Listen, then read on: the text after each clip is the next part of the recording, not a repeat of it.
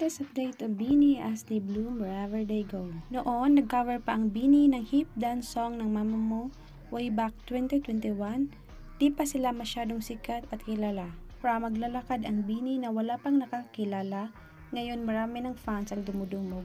Naging first Filipino girl group, top 1, tinalo pa si Taylor Swift, Top Artist Philippines. Sino ba naman ang mag-aakala na from a well-known Korean girl group, the leader of Mama Mo ay kilala ang BINI. BINI. Singer.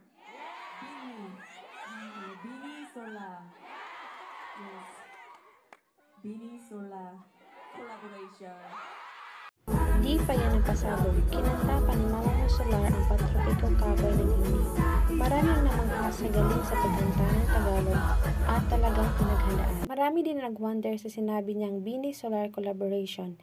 Is it a hint of collaboration of Solar and BINI? Well, all we can do is wait and pray for more projects of BINI and collaboration sa mga well-known artists. Comment down below if you want this collaboration of Solar and BINI.